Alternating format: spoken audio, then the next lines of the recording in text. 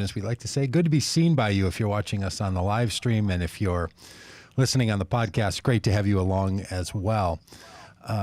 I'm sitting here in Minneapolis. It's a beautiful spring day. Spring is in the air. We'd love to know what you're doing, where you're doing it from. So if you're watching on the live stream, let us know in the comments. Tell us who you are, where you're from, what you're doing today. And look, if you listen on the podcast, shoot us an email, old school style, to podcast@votecommon.good.com. Tell us where you do your Vote Common Good daily podcast listening from. We'd love to know. We love to take this positive, open-eyed, and honest look at the question, where are we in this world? What's going on? And what can we do about it? And we're at a place where we can really address the death penalty in the United States in the next 55 days. So today we're going to be talking about the realistic possibility of ending the federal death penalty in the next 2 months here in the United States. We're joined by Abe Bonowitz. Abe works with an effort that I am also a part of and so proud of called Death Penalty Action. And Abe, so good to have you on the podcast today. There's some good news in the air, my friend. Tell us all about it. Well, I'll tell you what, it's just amazing what keeps happening each day. We have just more and more people are coming on board. Yesterday, Senator Durbin introduced his bill with 18 co-sponsors. This is the Death Penalty Prohibition Act of 2021. It's I'm not sure if we have a bill number yet in the Senate, but in the House it's HR 262, and basically calls for ending the federal and military death penalty. And President Biden has said he'll sign such a bill if we can get it to him. I think he sent a clear signal to everyone through his campaign promises, and also, more importantly, through the comments of Merrick Garland last week when he testified in his confirmation hearing that he believes the policy of the administration will be that no more federal executions. So Joe Biden is doing his part, and really it's on all of us to urge our members of Congress to sign on to the Federal Death Penalty Prohibition Act of 2021, Senator Durbin's bill, Ayanna Pressley's bill. I want to give a shout out to Representative Adriano Espaillat also. He's got a bill that's very similar to Pressley's bill. We believe it'll all come together into one bill, and we all just need to get behind it and make sure our elected officials in Congress know we want them to support ending the death penalty. So this is a really big deal. And a lot of people, look, you and I have done a lot of work on the death penalty. We've traveled around the country. We've been arrested together. We've done protests together. We've tried to raise awareness around the death penalty. One of the things that I'm keenly tuned into is that, boy, people don't like talking about the death penalty, right? It's sort of the saddest part for them on so many areas, right? They feel really... I'm always worried about telling people what I do at parties. It just goes down that rabbit hole. So, Because, look, the death penalty is related to so many difficult issues, right? Normally someone's been murdered, or there's been a number of people that have been murdered. So that's what brings the death penalty into action. The government's looking to then use death to serve out punishment. It just is something that human beings want to recoil from. And that's been part of the problem. That's what has left us so often with this idea that people don't want to talk about it, that people want to avoid. And Abe, if you could turn that volume down a little bit more, I think that echo is still happening. Sure, there we go. Thanks. And you've been tireless, literally some days, overnight doing this work. So can you just set the stage for people, and we'll talk about the bill in a minute, but just, even though I know, especially on a Thursday morning, Debbie on Facebook is, at work in Florida, and people might not want to, always talk about the death penalty, but let's give a little context for how it works. States have their own death penalty laws. The federal government has death penalty laws, and this one is particularly around federal death penalty. Can you just sort of describe the landscape overall of the death penalty in the United States and why what's happening right now with the Biden administration? We could talk for a long time about this, but the nutshell is that the death penalty is on its way out. Since 2007, we've abolished the death penalty in New Jersey, New Mexico, Illinois, Connecticut, Maryland, even passed a bill in Nebraska, although that one was overturned by a referendum from Governor Ricketts. but then on to New Hampshire, Colorado about a year ago. Remember when we went through Colorado? I was going to say that was On the bus tour? just over a year ago. It was in January. Yeah. That's right. And then just last month in Virginia, the House of Delegates and the Senate passed the bill. They've reconciled it between them. It's waiting for the governor to have his signing, his bill signing days, and we anticipate that will be in April. And when Governor Northam signs that bill in Virginia, Virginia will become the 23rd state to have abandoned the death penalty. I say abandoned because there are 12 states that never had it. In addition to the states I mentioned that have legislatively repealed the death penalty, the courts have thrown it out in New York, Delaware, and Washington state. That leaves us with 23 states, as soon as Virginia's bill is signed, that don't have a death penalty. And then the vast majority of other states that don't use it. It's a handful of states. Texas, really, and then there's other states that want to use it, but they have to figure out their method of execution. That's been the holdup. So actually, right now in South Carolina, for example, in fact, I was just on email chatting with Gary, that was the guy running for governor last year when we were in South Carolina. He was. We were talking, and the Senate just passed a bill in South Carolina to add both the electric chair and the firing squad as execution options, because lethal injection, the pharmaceutical companies don't want people using their legitimately therapeutic drugs to kill people. So it really tells you something, and this was big news a few years ago when the pharmaceutical industry said, we won't give you our drugs any longer if you're going to use them to kill people. And exactly. For some people, the shock that even the pharmaceutical industry has more ethics around the use of chemicals to not kill people than the state governments that want to use them is a significant astounding statement. Yeah. So that's what's, now states are figuring out, okay, we have to shift. In some states, like in Ohio,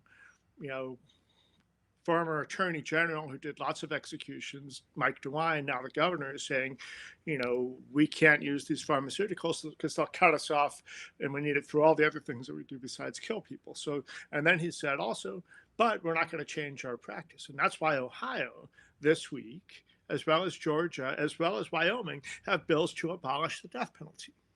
That's the landscape. Meanwhile, some states are trying to figure out what has really slowed down executions in the past year has been COVID, right? For various reasons. Although Alabama tried to have an execution last month, and they said we figured out our protocol so we can all be safe from COVID, but there were 2 stays pending, and your audience, especially this audience, should enjoy this maybe, or scoff at it, or who knows what. But there were 2 stays pending. One was whether Willie Smith's intellectual disability was enough to keep him from being executed. And there's a prohibition on executing people with a low IQ, except they didn't set what that low IQ should be. So that was one of the arguments before the Supreme Court that we were all still waiting for a decision on at 11 p.m. when he was supposed to be killed at 6 p.m. The other one was, is it constitutional for him to be executed without having his clergy person in the death room with him? And they said, fine to kill him, even though he's got a developmental disability, but we can't kill him if his pastor isn't in the room. And just to back up, this came about because in Alabama, there was a guy that they had a Christian minister, part of the prison department, the Department of Corrections, that had been with people in the death chamber. But as soon as somebody wanted to have their Muslim cleric, they said, oh no, we can't do it. And they actually wrote a new protocol that said the cleric can't be in the room. And that's what was the challenge, right? So now the Supreme Court said you can't kill him unless this is, the new justice and Kavanaugh, they were with the majority on this, saying we can't kill him except we can't kill him without religion. So now what's Alabama done? They've actually gone and rewritten their execution protocol because 1106 we got that order. Okay, stay is upheld on that, and I figured, okay, well they'll just have his pastor go in there with him and not kill him, but instead they sent him back to his cell after holding him right outside the execution chamber for hours. So he got to go back because they had to rewrite their protocol. If they had executed him against what was in their protocol, then somebody would have complained, right? So we're just waiting. Any day now, they're going to give him a new execution date so they can kill him with his pastor in the room. And this is one of the most difficult parts of understanding all this. And like, there are people who are rightly and should be saying, we execute innocent people in this country, and that's of course wrong. So a lot of people are opposed to the death penalty because people who are not guilty are being executed. But then there's people who are against the death penalty because they don't like the way it's handled. Right. Yes. And also there's the question of culpability. Did Willie Smith do what he did, what he's accused of? Yeah. But does his capacity to understand and to reason rise to the level? Anyway, I didn't even finish answering your question. That was so the point is that the lay of the land is the death penalty is on its way out. We're at our lowest level of not just executions, but new death sentences and capital indictments in more than 20 years, consistently each year. And that's notwithstanding COVID. And by the way, we also are now at the longest period of time between a state execution in 40 years. Okay, since there was a time this long between state executions. Then you shift over to the federal execution situation. That's what we've been working on since we were arrested together in 2017. As we were released from being held overnight in jail, they sent us, we got to go home, but behind us, Donald Trump was being inaugurated. And that's when we realized it's only a matter of time before federal executions happen, and we needed something, and that's why we created Death Penalty Action, because there was no other entity in the country that was really geared to providing action tools and opportunities to do something about it to your everyday public. And that's what we're doing at Death Penalty Action. And it's such good work. And I'll just lay the landscape here why I think that matters. We have this very complex system of government in our country. You have your state governments and then municipal governments, city governments, but then you have the federal government. And both at the state level and the federal level, there's the ability to execute people. Some states have it in their law that it's available. Some places don't. But that's state law. So lots of death penalty action work to stop death penalty has been going on at the state level. Then there's the federal executions. Now, these are ones that some people hear about. And when people hear about an execution, what I've come to learn, they don't know the difference between if it's Florida that's executing someone or if someone's executed in Indiana, knowing that that's a federal execution. But there's these different systems of prison and different systems of executions. So what's at the precipice right now that people really can act on? If you don't live in one of those states, like if you don't live in Alabama or you don't live in Florida, a lot of people like me have thought, because I live in Minnesota, we don't have the death penalty, I'm off the hook. Here's why you're not off the hook, and it's a good reason that you want to be on the hook.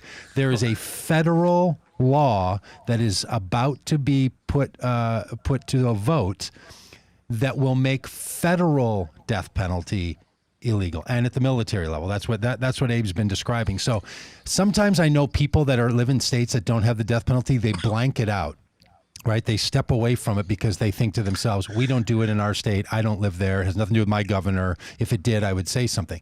But we execute people at the federal level. And Abe, you can remind me the number. Is it 15 people that the Trump administration executed between 13 between July and January of this last year, the last 8 months, the Trump administration executed 13 people. We stood outside the building where they were doing these executions, for the final few.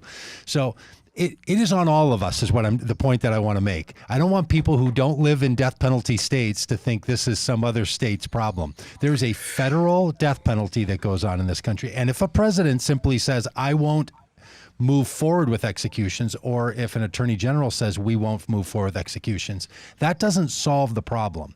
That just stays the problem. That just sets it aside, because you get another president like Trump who wants to go on a mass murder execution rampage, which he did, and 13 people are executed in a matter of months. That can happen under future administrations. So we have to solve this federal problem right now, which is the work that Death Penalty Action does in particular, separate from all those other states. Is that about right? Is that about? Yes. But and I want to say, people that live in states that have the death penalty often don't realize that they live in states that have the death penalty. Even when there's executions happening, high profile. I was outside the prison when Carla Faye Tucker was executed in Texas, like 20 years ago, whenever that was.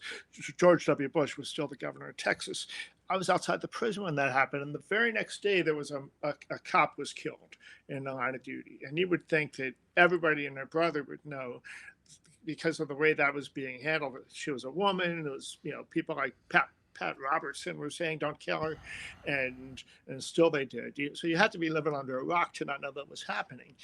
So there was no deterrent effect there, really. But and people just aren't aware. They're not aware. And also people came to learn recently that Indiana, separate from the federal death penalty, the federal prison, which happens to be in Indiana, in Terre Haute, Indiana has its own death penalty, and that death row prison is in Michigan City, Indiana. So they have two of it, which some people were upset to understand. Wait, there's two death houses in Indiana, but Indiana hasn't had an execution in a long time.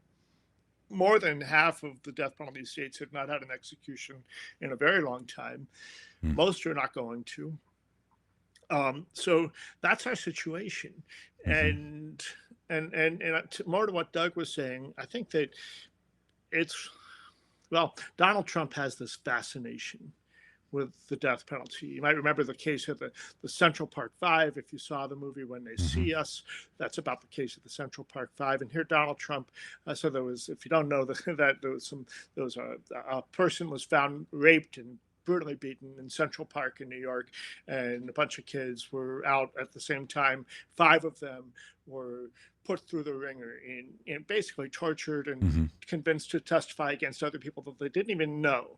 And New York didn't have a death penalty at that time, so they all got sentenced to prison terms. But Donald Trump put out a full-page ad in the New York Times, paid for it himself, calling for bring back the death penalty. So he's had this fascination with it. And what was remarkable about this period of executions, and it's key to understand, the Attorney General is the one who sets the dates. The president has the power of clemency. But the president sends a signal to his or her, if it ever gets to be, Attorney General as to what their policy is going to be, which is why we're excited that Merrick Garland actually referenced we're not going to have executions under the Biden administration. But it was clear that Trump did. And initially, I believe this is still true, I was arguing that these executions that the Trump administration is doing is all about setting him up for a moment in the debate when he will be able to say to the Democrat, you Democrats are weak. I'm tough. I'll execute people. Why won't you kill these terrible murderers? The first one they killed was a person in the murder. There was a child murdered, and he was had a history of white supremacy. So, the president said one short thing about it in a press conference around that time. And the day after that execution on July 15th, there was an email that went out to the campaign saying exactly that. Donald Trump has just killed this terrible murderer. He's great. And Joe Biden needs to say why he wouldn't execute these people. And that's the last we heard. I mean, even during the Republican National Convention this year, there were 2 executions, including one of a Native American, the only Native American on death row, where the Navajo Nation had said, we don't want this guy. The victim families had said, we don't want this guy to be killed. The U.S. attorney who prosecuted the case didn't want to seek the death penalty, but then Attorney General Ashcroft overrode him, and they found a loophole through which, because you're not supposed to be seeking death sentences in cases that are other nations' sovereign territory, which in that way, the Navajo Nation and other Native American tribes are sovereign, right? They're supposed to be. So even they had, the Navajo Nation president and vice president, the vice president spoke at the Republican National Convention, but there was not a word about it. Not a word about it. You would think, hey, we got 2 executions this week, everybody, rah, rah, rah. Yeah. Anyway, it was never mentioned. But why do you think that was? To the end of Donald Trump's term, he never said anything about the death penalty again, as far as I know. If anybody can show me, and why is that? Why? I mean, I thought you were right all along that Donald Trump was going to do this. What do you think's going on? My personal belief is that he just has this fascination with the power to be able to kill, just like he's fascinated by dictators and he wanted to hold dictatorial types of power and wield them. And we've seen that over and over again. That's one of them. His jealousy that, the guy in charge in North Korea can execute people with mortar shells or seeking packs of dogs on him, if we believe all these stories that come out of North Korea. But Donald Trump couldn't, I just think he had the secret fetish with the idea that he's overseeing executions. Now, that's just me. Nobody else is going to say something like that. But I'm trying, in my mind, I'm sitting here trying to figure out, why are we doing this? Why would he not take the opportunity to say, okay, I'm going to grant mercy to the severely mentally ill woman who did this horrible crime but can't be culpable because look how sick she is. And look what happened to her in her childhood that got her to the place to do what she did. I can't kill these people who are developmentally disabled, where we have this track record of racism. The last person executed the night that we were there, and we put actually crime scene tape. Here it is.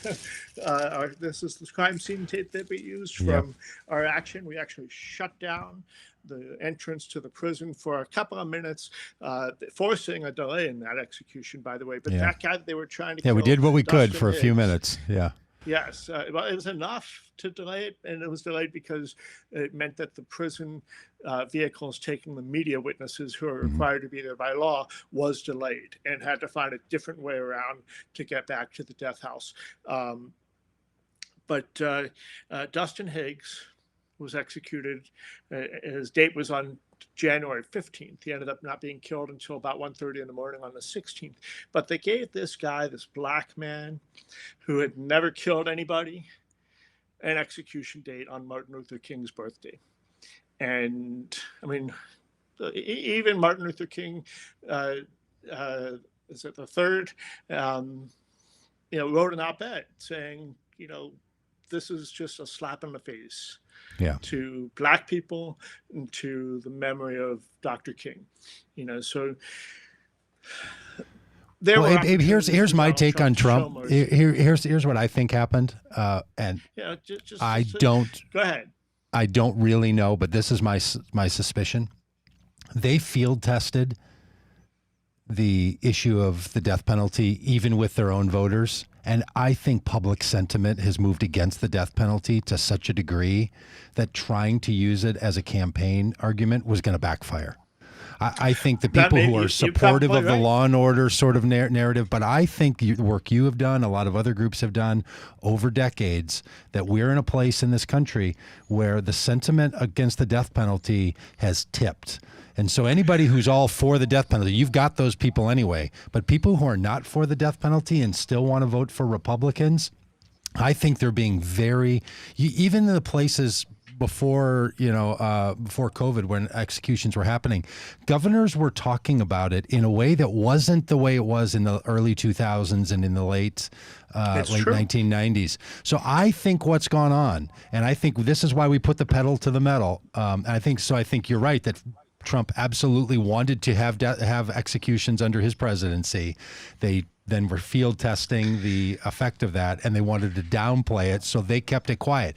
And this is where it's horrendous to me. Well, they kept him from saying anything, They did, and they kept the spotlight off of it. And look, like you and I stood out there on these death penalty actions that were happening in January, and so many people on our Facebook feeds and friends even said to us, I didn't know this was going on. I had no idea this was happening. So we know that the public doesn't want it. Like, I see at least 4 reasons people are against the death penalty. One is they don't want innocent people executed, and that happens. The second, which you've raised, is culpability, like someone it was in a position of either mental state that they shouldn't be held accountable, or age, or some other reason. The third is that it's cruel. But not to that level. Not to that level. That it's cruel, right? This is the procedural argument, like the shotgun or firing squads or chemicals or whatever is cruel and inhumane. So some people don't like it for that reason. Then there's a fourth reason. I'm in this camp. It's just immoral and wrong to execute people as a punishment. Like, the government shouldn't be killing anyone. Whatever reason you would pick of those four, right? Innocence, culpability, cruelty, or just immorality. Whatever one of those four someone's in on, we want you to reach out to your congressperson, because if we can end the death penalty at the federal level, that sends and make it illegal, not just not perform an execution, but to remove it as a legal option in the United States. Tear down the death house. That's what we want to. And that's a great idea you've come up with, to stop, tear down the death penalty and tear down the death house in Terre Haute, Indiana, where they do. And so for people who don't know, they do executions, almost all of them, federal executions, in one facility in Indiana, in the town of Terre Haute. All the federal ones. All of them happen there. At the death house in Terre Haute. Although that was one of the policies that they changed. The Trump administration changed it to make it so they could use any facility if they wanted to. That's right, because they were afraid that Indiana, back up on that. There's one more reason I want to make sure to talk about, and this is the reason I actually changed my mind on the death penalty, and it dovetails into the morality piece, but really it's the fairness piece. So, anybody that's ever been to the U.S. Supreme Court and has looked up, you might have noticed carved into the face of the U.S. Supreme Court building are the words "equal justice under law." And anybody that's ever encountered our criminal legal system in this country knows that we don't have equal justice under law. What matters more is everything from the geography and the county lines of where the crime might be committed to how much money you have. And the reason geography matters, one of the reasons is you have an elected official that is willing to seek a death sentence or not. And now they also have to have the budget to do it. If you kill in a rural county where there's not a large tax base, they don't have the budget for it, and they can't even seek a death sentence if they wanted to without getting special funding. And to me, that's the thing that changed my mind, was learning this county disparity. You have to kill in a county that can afford it, even if it's for it to be possible. And that's not fair. And that's what I said, is we've got to kill them all. And if we are going to kill a limited amount, we can't be picking how we do so by race and money and politics and geography. So to me, it was that unfairness that made me jump from one side of the fence to the other.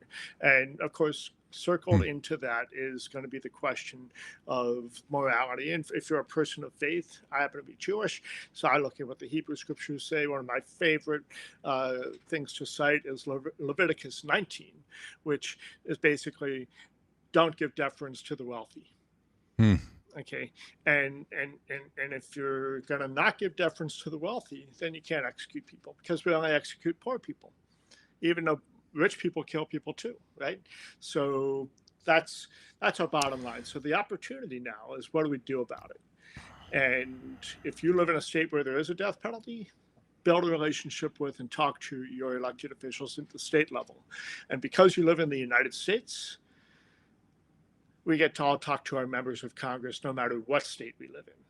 And we've made it easy to do so at deathpenaltyaction.org. Just go to the front page. I don't know if we're able to show it, if we have a couple minutes to show the video that Zach just made for us. I would love to show it, but I don't have access. I don't have it right here at hand. So we'll have to, we'll share it in the stream. And that's what you can just go to deathpenaltyaction.org and just scroll down like half a page. It's the first thing there once you get past the big pictures. And there's two things. There's a thing to link on to our Abolitionist Toolkit, where you can go and you can find all kinds of things to do. That's in the text, but there's also a big box that shows click here to write a letter to your members of Congress. And right next to that is the new video that sort of spells out some of this in 2 minutes, narrated by Representative Ayanna Pressley, who's the bill sponsor in the House. And there's lots of other actions you can do. We've got 3 executions currently scheduled in Texas. There's petitions on those. You're going to be hearing about this case of Melissa Ruscio, who just got put back on death row. She's innocent, and we're going to be doing a film screening and launching a petition about that just as soon as that's all ready, so maybe even today. So there's so many things to do, but if you do nothing else, send that one note to your member of Congress, each of them, your 2 senators and your House member, and say, and it's simple, I oppose the death penalty. And we've written it for you on the online action. You're helping people out. When you do that, you'll get an email back that says, here's how you get the contact. It's a link to click on to get the contact information for your members of Congress. And then we're asking people to triple their impact by making a phone call and writing a handwritten note or a typewritten note and putting it in the actual postal mail. because that is the gold standard. When you talk about moving members of Congress or legislators, they might get a tally, how many people called, how many people emailed. If it's a postcard campaign, they'll count up how many of the postcards. But in some senators' offices, in some House members' offices, and many, I would imagine, they get handed, here's the stuff that actually came in the mail. And so send that letter. People to do. All right, so here's the here's the actual House resolution. It's House Resolution number 262. I've got it up on the screen here for people that are watching on the live stream. So if you're watching on the podcast, you can look this up here. Go over to votecommon.good.com and you can see this House Resolution 262. Now, Abe, so for people who don't remember their Schoolhouse Rock episodes from when they were a kid about how a bill becomes a law. People in the House of Representatives are part of a bill. It has to be engaged by the Senate. They need to reconcile this into a shared bill that both those parts of our government will sign. And then the third part is that the president needs to sign off on it. Now, we're all confident that the president of the United States, that Joe Biden is going to sign off on this bill if it's passed. So the pressure point here is not just to pressure the vice president or the president. The point is to pressure Congress to get this bill in front of the president. And here's what shocked me about this bill. And I have it up here on the screen. Here's page 1. Here's page 2. And that's all there is to it. I have looked at a few bills from Congress. They're normally quite hardy. They're normally quite sophisticated and full. Long. This one, on the other hand, its brevity is beautiful. I'm just literally going to read it because it's so short. Is that okay? Here's what it says. Please. A bill to prohibit the imposition of the death penalty for any violation of federal law and for other purposes. That's the header. And then it now has only, and this is the shortest I've ever seen, 14 lines. And one of those lines is one word long. So if people are just listening on the podcast and can't see this, the way that a bill is laid out is like Bible passages where every sentence, every line has a number next to it. So after the introduction, which I just read, that it's a prohibition of the death penalty for the violation of federal law, it says this. Be enacted by the Senate and House of Representatives of the United States of America in Congress assembled. This act may be cited as the Federal Death Penalty Prohibition Act. Line 6. In general, notwithstanding any other provision of law, no person may be sentenced to death or put to death on or after the date of enactment of this act for any violation of federal law. That's pretty much it. And then it goes on with 4 more sentences and says, person sentenced before the date of enactment, notwithstanding any provision of law, any person sentenced to death before the date of enactment of this act for any violation of federal law shall be resentenced. I mean, it's the shortest bill I've ever seen. The majority of the words in the bill are notwithstanding any other provision of law. It just says a person who's sentenced to death may not be sentenced to death in the United States, and anyone who was must be resentenced. End of story. There's something great about this in my mind that's the law that's in front of them. Ayanna Pressley is the author of it. A bunch of people have co-signed it. This is on. I've written in the introduction to this conversation. In the next 55 days, the federal death penalty can end in this country because I think Joe Biden wants this to happen in his first 100 days. I think Congress wants to move it forward. There's now this House bill. As you said, Durbin is now moving forward a Senate bill. They're going to put those together. If you can, especially those of you that live in states with a Republican senator or Republican congressperson, if you can lean into them and tell them you don't even have to argue with them about the 5 reasons that we've articulated here to be against the death penalty. Do it if you want. Just say to them, support this bill, right? Support this bill. Vote for it and move it forward. And once you say to a congressperson or you say to a senator, support this bill, you're now having a different conversation. Now you're saying to them, not, I need you to listen to me, I need you to care about my issues. You're saying, I need you to do your job. Pass this bill. And that's Amen. Why we say that in the next 55 days, you can do something, all of us, because every one of us has senators, 2 of them. Every one of us has congresspeople. You've all got one. You have 3 people in your life that promise to listen to you that can stop the federal death penalty in this country. And it's never been this close. There have been times where the Supreme Court has said this, that the death penalty is unconstitutional. There have been times when states have set aside using their death penalty. But right now is the time when this can happen in the next 2 months, when the death penalty at the federal level can be prohibited by law. Now, Abe, I might be wrong about this. You're the expert on this. Has there ever been a time in American history where the federal government has prohibited the use of executing its own citizens by law? That is made a law to prohibit the death penalty. And I'm not a historian, nor am I a lawyer, but I do know that the Constitution of the United States does allow executions. But it prohibits cruel and unusual punishment. And that's actually before Trump had his way with the U.S. Supreme Court and changed it up. Our movement strategy was to take a case to the U.S. Supreme Court to challenge the death penalty based on the Eighth Amendment prohibition of cruel and unusual punishment, not the cruel part, because they've clearly decided it's not cruel enough, but the unusual part is the argument that you can't lose, because really you have to look at a map of the United States, not by state, but by county, to see how unusual it is. In 2012, I think it was, we looked at this and saw there were 16 counties between 2010 and 2015. So I guess it was 2016 that we looked at this. Between 2010 and 2015, there were 16 counties that had more than 1 or 2 executions come out of those counties. 16. And by the way, in one of the silver linings of the 2016 election was that 5 prosecutors were unseated in 5 of those counties, right? We replaced them. The voters replaced them with prosecutors that were going to be less likely to seek a death sentence. So that's a big part of it. And we continued that trend of prosecutors being changed out. We just did it. And you might remember when Vote Common Good Tour was in Columbus, Ohio. We had Gary Tyack come and share his experience as why he was running.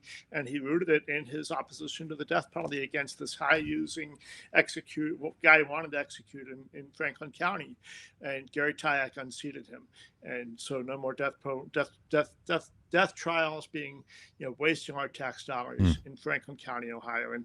But anyway, point is, the death penalty is in disuse. It's very infrequently needed, and most urgently. And for anybody that's still, but these people did this terrible thing, guess what?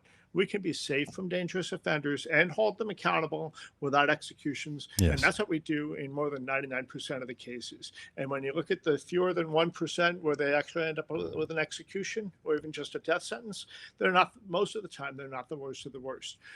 They're the people that didn't have good lawyers. They're the people who are black people who killed white people. They're the people that, circumstances were what they were, but they're not the worst killers. They're the people who can get away with killing. And that's where the unfairness is. And that's why we can say, we don't need executions to be safe from dangerous offenders. That's great. So Melissa on Facebook is saying, oh, dang, I missed the 5 reasons. Hey, we've now added 6. So let me at least give you 6 great reasons. One is it doesn't work. People are talking about this all the time, right? It's not a deterrent. It's a ninth failed grade, public policy. In 9th grade, when I was in a debate class and I had to debate supporting the death penalty as a kid, the big thing was like it's a deterrent. And to your point, we can see over and over, it's not a deterrent. People don't not murder because they're going to be murdered. That so many reasons. So that's number one. It doesn't work as a deterrent. Secondly, it's unfair, and this fairness issue is a big deal, that only some people are executed, and those who are often are the most vulnerable in our society. So it's extremely unfair and doesn't fit the American sensibility. Number 3, and I wish I had these numbered on a sheet for you, but number 3 is innocent people are being executed. More than 10% of the people who have been executed in this country, 10% of the number that have been executed have been exonerated. So we know that innocent people are on death row because they're being exonerated. In fact, Abe and I are friends with some of these people. We know people who've been on death row who then were later found to be innocent. Like not only just like, oh, we shouldn't execute you for what you did, innocent. Not that, but they didn't do the crime. Had nothing to do with it. That number They just did a review of like 9,600 cases where the death penalty was sought and a death penalty was won. Most of them have been overturned. It's now 185 are officially exonerated. 185 people we've sent to be killed who turned out to be innocent. And we don't even know how many we've actually killed. Incredible. So it doesn't work. It's unfair. Innocent people are being executed. Number 4, there's a culpability issue with so many people who are executed, meaning do they have the mental state that they should be held accountable in this kind of way? That is so common in these death penalty cases.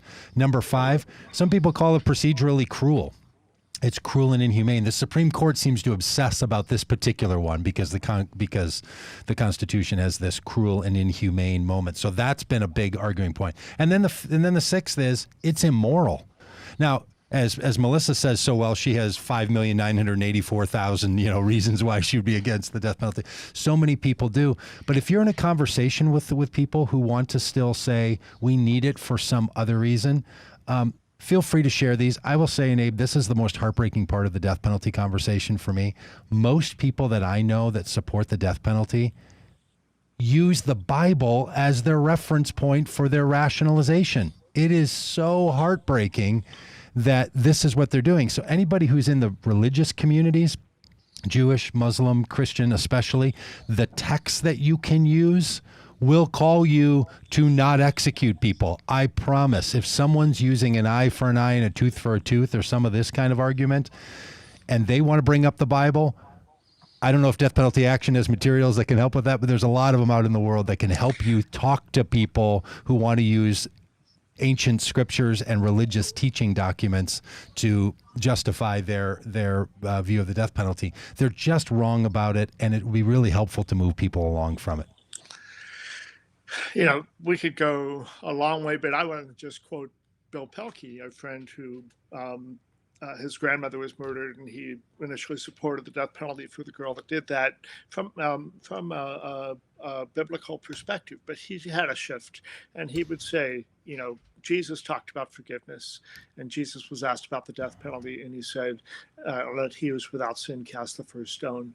But was it Paul that said to Jesus, "How many times were we supposed to forgive? 7 or 70?" Peter. It was Peter, but yeah. This is my favorite line from Bill. And maybe Pelkey. Paul and Mary, maybe all of them. Jesus said 70 times 7.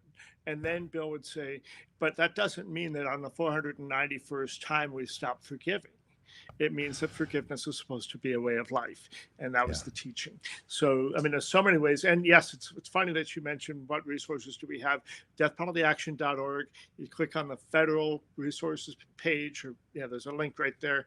And then you get to the the Federal Abolitionist Toolkit, which is down that page on our federal death penalty page.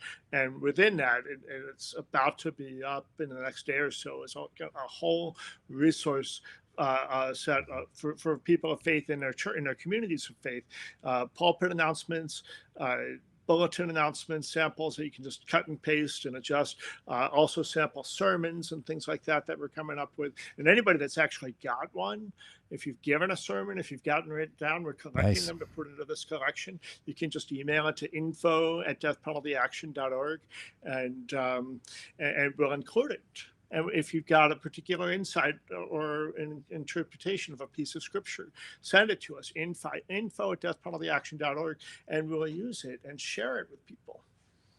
So, Abe, it's such an important moment. And I know that, on moral issues like this, some people feel like they've just lived with the death penalty as a moral issue in our society for all of our adult lives. Of course, it comes up.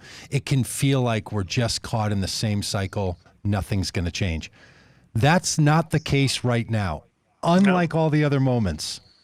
When we were in Indiana together, and I remember telling you this story, that I went into the little superette, that our little grocery store that was right in the parking lot that we were using. Yeah, the Dollar General, which I thought was a dollar store. Turns out the Dollar General is not a dollar store. But so I was rather confused about the pricing. And I was standing in line, and the woman in front of me who was checking out, saying to the person working the cash register, said, "Oh, this group is out there. There must be another execution happening tonight."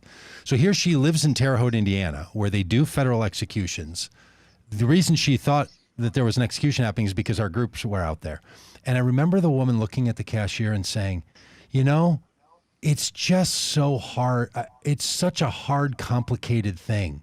On the one hand, and then on the other hand, I don't know, like she was really torn, this poor woman. And then she kind of shrugged her shoulders. The person at the cash register was kind of tired of talking about it because we'd been there for days, and she just looked at her blankly. They were great. Those people. And then the woman turned and goes, hey, they have peppermint Reese's Pieces now. Like, she lived in this moment where she was just caught up in the moral dilemma, and then thought, well, what's a person to do? And then saw the Reese's Pieces with a peppermint flavoring and moved. And that's where so many people, they just feel totally powerless. But right now, in this brief moment we have of our period of why it's mattered about who our president is that House Resolution 262 is going to become a bill that can be signed by senators and can be signed by representatives in the House of Representatives and can be signed by the president. And all of that can happen in the next 50 days. It's incredible that we're living at this moment. So if you feel like, what can you ever do? Laws never seem to change. These are big, complicated issues that people have literally been fighting about for, the recorded 5,000 years of human history. We know people have been arguing about this because it's in every religion, every culture's conversation about what do we do about executions. Like, every part of human society has dealt with this.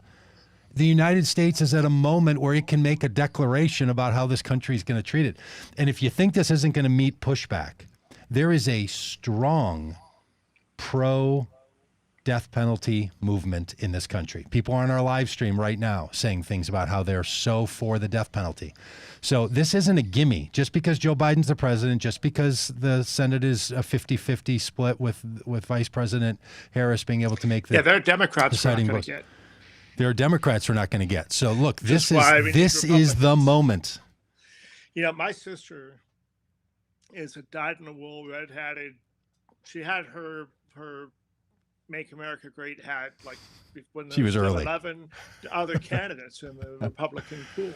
I like to call it that clown card, but but she opposes the death penalty, and not just because she's my sister, but because she's thought about it and she's a fiscal conservative. Okay, another person, Ron Mcandrew. He's a crazy Trumper, but he's also the former warden of Florida State Prison. He carried out that state's last 3 executions in the electric chair, and he is as pro-Trump as he can be. And that's the one thing he disagreed with Trump about, was his use of the death penalty. And because he's the person that actually carried it out. And he talks about the men he executed visiting him in his dreams. Okay, that's the burden that people don't think about. You talk about PTSD for soldiers who go and kill, for our freedom and all that. Well, there's also prison workers who kill as part of their job, and the burden we ask them to take on is a burden that no person should have to take on as part of their job. Yeah, to be an executioner. And when we were in Terre Haute, Indiana, again, where these federal executions happen, I learned that in that prison, they bring in executioners from other states, people who don't work in that prison, to complete the execution and kill the person, because they know that the people who've lived with these people for all these years in and around their lives, they're not going to do it, or they're not going to want to do it, or it's going to be so traumatizing. So all of this, I don't want my workers to have to take on this burden. I mean, we can and should go on for the next 55 days reminding people that the death penalty is hazard. It doesn't work. It's immoral. All of the reasons, and this is the time to really lean in. Look, every Congress can pass laws, and if for some reason something goes wrong, somebody else should pass another law. But Congress people and presidents will tell you over and over, we don't have all the power. We follow the people. This is not a Republican-Democrat issue, as Abe has brought up. There are Democrats who are for the death penalty as representatives. There are Republicans who are opposed to it. There are Republican voters who want it to end, and there are Democratic voters who don't know what they think about it.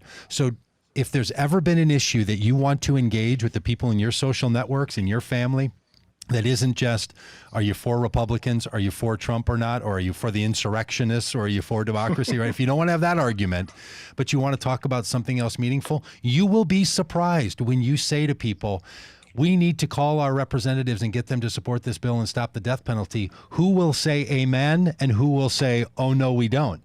So feel free to use this one to learn something about the people in your life. And it won't just be political. It's not going to... Generally speaking, it's going to break along political lines, but you will be shocked. And if you've got Democrat voting friends who are for the death penalty, they need a little help on this one. If you have Republicans who are against the death penalty, they need a little support on this one. And we have the tools for you. Again, at deathpenaltyaction.org, get to the federal death penalty page, and that's where you'll find a whole toolkit of, number one, things you can do. And below that toolkit, there's talking points. There's, we're on Facebook, Instagram, TikTok, and Twitter. And are you doing a TikTok dance, Abe? Is there an Abe Bonowitz TikTok dance that we are missing out on? They haven't gotten me to create that yet. Allison may be watching, and she's been on me to do that. But Abe, I have been around you enough to know that you could put together an epic TikTok dance. I am with those calling you to create a TikTok dance. Well, I'll tell you what, if we can get enough people to toss in some money today to help us do this work, if we get to $1,000 maybe, I'll do a TikTok. So hey, we raised $1,000 over there at Death Penalty Action. You'll get a TikTok dance out of Abe Bonowitz, so and that will... deathpenaltyaction.org and click on the donate tab. If we can get to $1,000 today, I'll have a TikTok up tomorrow. Yeah, I think I know some people might write that check themselves just to make that dance bring happen. Bring it, because that's right. the other thing that you can do. Checkbook activism is very real and very needed. I've got 9 people working with me, and we're at a point. I've got my payroll met through the end of this month, but I got to get it through the end of April and the end of maybe the end of May. So really, seriously, it's real. It's real. And we want all these people to be unemployed in the next 55 days, right? Let's unemploy these people in 50, because it's settled law now that the death penalty has been removed from federal statute. I'm just teasing about that. We got to get them paid though through those 100 days. So if you can help, let's keep it going. Like, fund this thing now to get this to get this over the line. It's never happened. Somebody wrote on the Facebook feed, I've waited for this legislation my whole life, which is literally true. There are people who are in their 40s and 50s who have been waiting their entire life because they thought this could come. This has been one of those carrots that has been hung out in front of activists and people who care about this issue for a long time. It's different right now. There is actually representatives who've put their name onto House resolutions, onto bills, and the fact that the Senate has now moved one forward just last night. That's why we're talking about this today, because this really does matter. So Death Penalty Action is the best place you can go, or maybe you already know how to reach your representative. But most people I know, Abe, they don't know how to reach their representatives. They're not sure. The fact that you just have a button on there that they can push, they enter their zip code. Once they get their zip code, now they've got the phone numbers, mailing addresses, and email addresses to send this. There's something you can do. So if you're saying to yourself, I want to be part of this country and changing what goes on in its politics, there are few things as clear as this one, because bills come up. Now, whether this bill's going to get a hearing or not all depends on the amount of pressure that Nancy Pelosi and that Chuck Schumer feel around this issue, and how much the people in their houses feel about this. So from your house to those houses, lay this pressure on as thick and as heavy as you can. Especially if you're in Pelosi's or Schumer's district, they need to hear from you especially. So that's right. New York and San Francisco's, all those liberal bastions. We need you to get out there and to lean into these people. So, Abe, people know deathpenaltyaction.org. That's the website place. What's your sense of the timing of this? Just in our final minutes or so here, when do you think this can be moved forward? What do you think is going to happen? Are we talking a week, 10 days, 50 days? Well, you might have seen me rolling my eyes. people that make these declarations of first 100 days, they're like, oh my gosh. That actually came out of Andrea Alexander, who's the social justice chair for the National Council of Churches. She's the one that said the first that I heard for the first time, we got to make it a first 100 days thing. If they want it, they can do it. So, this week they're doing police reform. Next week it could be the death penalty. They could also slide these bills into some other piece of legislation if they wanted to. It doesn't have to be a huge thing. So the timing is, we would love to see hearings start to happen in April, and then from there just move it forward so that there's time we want to get more people. If you're, there's more than 70 people signed on to the House bill, 18 as co-sponsors. The Senate bill was introduced with 18 co-sponsors. We want to get more co-sponsors. We want to get some Republican co-sponsors, and then they're going to have hearings, and then we got to pass the bill through the House and Senate Judiciary committees, and then on the floor. We're going to have to endure those, I like to call it legislative waterboarding debates, where the pro-death penalty side will come up with every reason to keep a death penalty real and imagined, and then we pass the bill. And then as soon as we get it to the president, he'll sign it because he said he would, and we know he's committed to that. So, it really depends on how hard we all work. Yep, it's literally down to you're talking. It's down to 538 people that can make this thing. Like, it is that close, right? Those representatives will make these decisions. That's why we have a representative form of democracy, and they want them to hear from you. This could be put on the back burner. We know that, and there are people that want Joe Biden to make a declaration, sign an executive order, no federal executions. He doesn't have to do that, and it doesn't. And there's still going to be no more federal executions. But it'd be great if he did, and we've asked him to.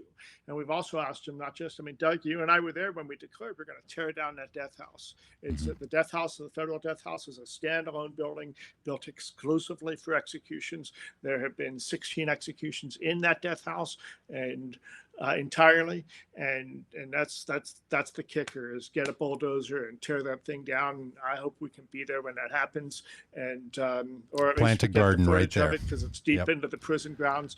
But we can do this. If you dream the impossible, you can do it. And that's I think that might be the song for your TikTok dance, Abe. Dream the impossible dream. But that impossible dream is sitting in front of us in some fresh new ways. So thanks all for being a part of the podcast. As you likely know, this is a daily effort that we do every day. We have a different conversation partner and different themes. It's Friday. Tomorrow is our Science Day. You're going to love it, with an astrophysicist and a person who talks about philosophy of science. It's a great day. On Mondays, we do a recap of what's happening in the news and how it's happening, and some timely news. On Tuesdays, it's particularly political around here in our politics chat. And on Wednesdays, it's Common Good Faith with three other pastors and myself that talk about faith for the common good in the world that we live in. So thanks for being a part of all of this. You may have heard Abe coughing. Abe is a coronavirus survivor. Abe, I'm glad you're feeling better. I hope you can also get your vaccine. And thanks to the Biden administration for being a competent government and getting the vaccine into a position where by the end of May, the adults in this country can get a vaccine, and we can move on. I'm grateful that it wasn't worse than it was for me, and prayerful for everybody that's enduring it. And Doug, I'm also so grateful. You were the last person I was with before I went home and started having symptoms. And I drove you in the car don't remind me of how scared I was. Well, no, but the good news is, Doug, whatever it is, we were unmasked together, and you still didn't get it. So I'm grateful for that too. Thank you. Well, you are not a spreader, Abe. Given us today. You are welcome. It's my honor. It's an important issue for all of us, and certainly to me. And I'm just glad to know that while you spread a lot of activism, you're not a COVID spreader. So that's very thankful. Well, my son would argue with that, and my wife. Did have they contracted the virus? Yeah, they both ended up. Isaac never had symptoms, but my wife did. But because Isaac got to keep people, the rapid tests don't even trust him. Get the PCR test. My son had 2 negative rapid tests, and the coach said, come to the event with us. And he did. And then we got his PCR test back positive. The whole wrestling team had to be quarantined for 2 weeks. I was the leading asshole in the state in my son's eyes for a while. So sorry about that. But that well done, Abe. That was our, yeah. You can say that. You could say you can say asshole on this podcast. Okay. Well, at the end of the day, especially yes, when I you're a spread it super out spreader in like my you are. I'm just house. glad I dodged your bullet. I did not kill my mom, so I'm happy about that too. Congratulations. Keep wearing your mask. Yeah, wear your mask, get a vaccine, and let's move on from this. Thank you, Abe. Thanks for all your good work. Thanks to all of you for being a part of the Vote Common Good community and for being a part of the Vote Common Good podcast. If you just watch online and you're not getting our podcast, head over to votecommongood.com/podcast. You can get it there. And if you just listen, if you've never seen this whole thing, click over on one of the Facebook channels. We're on all of them. So thanks for being a part of it, and we'll see you tomorrow.